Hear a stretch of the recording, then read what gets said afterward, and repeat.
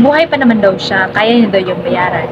Kaya sabi ko naman, Uncle, buhay ka pa nga, hindi ka na nga nagbabayad. Paano ka makakapagbayad kung tatay ka na? Talagang... Hello everyone! Welcome back again to my channel. Guess where?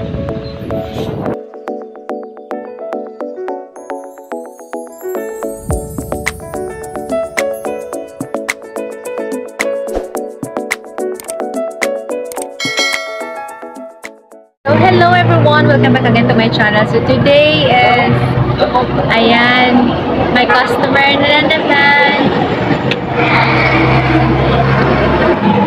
Ayan, so ngayon, may chika lang naman ako sa inyo. Gusto ko lang naman i-share. I know marami sa inyo nakaka-relate nito, pero kanina kasi, may isa akong customer. Dati ko na siyang customer, pero hindi na siya bumibili sa akin after na yung nag-umutang siya. Actually, yung utang niya is 256 lang naman. Last year pa yung utang niya. Actually, kapitbahay namin dito. Umutang siya, tapos kinamilimutan na niya, hindi na siya mubayad. Nung siningil ko siya dati, sabi niya, sa swelduhan na lang daw kasi nagtatrabaho siya as security guard. So, ngayon, total napagod na din ako sa kakabalik-balik sa kakasingil sa kanya. So, hindi ko na siya siningil. Hinayaan ko na lang. Sa kanya na yun, yung ganun ba, napagod kasi ako.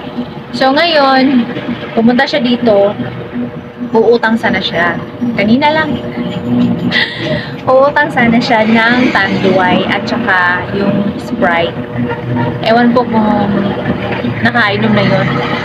Feeling ko medyo nakainom na. So, sabi niya, Madam, diba? Pag ang tao may talagang inuuto ka talaga, tatawagin ka Madam kahit hindi naman bagay. Madam, sabi niya, pwede ba ako dyan, kuha mo na ako ng Tanduay at saka yung Sprite? Eh, wala naman ako utang sa'yo, diba? Matagal-tagal lang din ako hindi nakautang sa'yo. So, sabi niya ganon. So, na-realize ko at naalala ko na may utang na siya. So, sabi ko sa kanya, Uncle, medyo matanda na, mga around 52. Uncle, bakit hindi pwede kasi may utang ka pa dito? Ganon. Sabi ko sa kanya, pabiro. Kasi pabiro yung niya eh.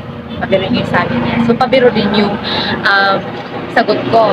Uncle, hindi pwede kasi nga may utang ka pa dito. Hindi na nga kita pinabayad nun eh.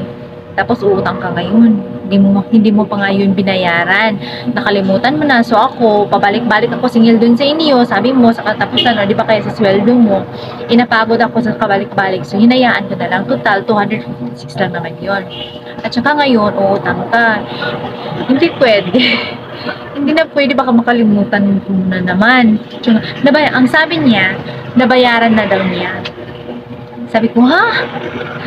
Nabayaran na daw niya yung utang niya. Ang kapal talaga ng mukha. Ako pa talaga yung pinamukha niyang may amnesia. Kaya laki-laki ng listahan ko dito. Dito talaga. Ang laki talaga ng listahan niya dito. Hindi pa naka-fully paid. Actually, November 2022 pa itong utang niya. Tapos sabihin pa niya ako na nabayaran ko, na nakalimutan ko daw maglagay ng pay. Ha! Ako pa ngayon ang may sala kasi ako pa yung magbayad ng, maglagay doon ng pay. Actually, sa totoo lang, hindi talaga siya nakapagbayad. Ako na nga itong sumurrender kasi sa tagal-tagal na panahon na siningil ko siya, lagi lang siyang sabi sa akin na sa may katapusan na siya babayad, o diba kayo sa sweldo niya, sa Kensi, ganyan, sa katapusan na Kensi, ang daming 30. So napagod ako, so ang ginawa ko, hindi ko na siya pinabayad. So ngayon, uutang siya, tapos ako pa sabihan niya, niremind ko siya na hindi siya pwede uutang kasi may utang pa siya dito dati na hindi niya binayaran. Hindi pwede talaga, Uncle, kahit anong insist mo. Siya nga, babayaran ko naman yan. Ganyan. So medyo nagalit na siya, tumaas na yung tono ng kanyang boses.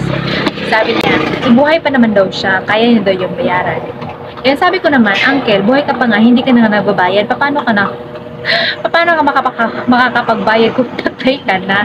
Talagang naiinis ako na nagagalit dahil sa kapal ng mukha niya. Ang kapal talaga ng mukha niya. Alam mo talaga, masisense mo talaga yung tao na iniiwasan ka or may obligasyon talaga siya sa'yo kasi dati hindi naman siya umiiwas sa akin. Nung wala pa siyang utang dito, nung umutang na siya tapos hindi na niya binayaran, hindi na siya dumadaan dito. Nagmumotor yan ha, pero yung dinadaanan niya doon sa kabila. Hindi na siya dumadaan dito sa aming harapan. Tapos, pag nakikita niya ako, umiiwas, hindi siya tumitingin. So, yung ibig sabihin nun, alam niya na may obligasyon sa akin, pero wala talaga siyang planong magbayad. So, kanina, medyo nakainom yun. Feeling ko lang ha, wala na talaga siyang choice, siguro nakulangan yun sa kanyang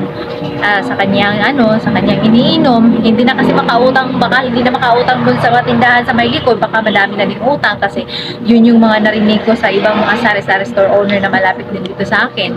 Pasensya na talaga, humingi naman ako ng pasensya sa kanya. Ayoko na talaga, uncle, kasi nai-stress lang talaga ako.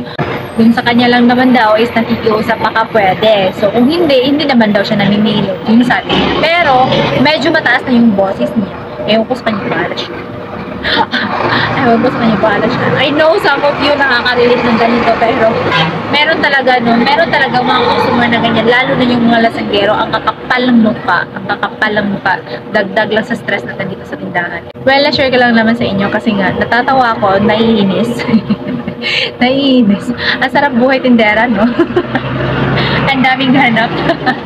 Well, anyway, thank you so much for watching. I hope naman sana, kung nakaka-relate kayo, please comment down below. At saka, kung may ganyan, if ever naka-encounter din kayo ng mga ganyan mga tumer, please comment down kung ano yung mga ginagawa nyo or ano yung mga remedies na ina-apply nyo para masabi nyo rin naman in a nice way. Yun, nadala din naman kumalma, ayan. So, yun, umalis na siya pero hindi ko talaga siya pinuutang. Hindi na talaga ako nadadala sa kanya, no? Well, kahit ganun yung ating mga experience sa pagiging tendera, no? Sana naman po ay maging kalmado tayo sa lahat ng oras. I pray talaga na sana ay maging kalmado ako sa lahat ng oras at matuto ako magkontrol ng aking emosyon para hindi ako makasakit ng tao or hindi ako makapagsalita ng masakit doon sa mga customer ko. Sana man lang makasurvive ako sa ganito. Well, anyway, that's it. Thank you so much for watching, guys. Na-share ko lang naman sa inyo. And thank you. I'll see you in my next video. And bye! Gracias, everyone!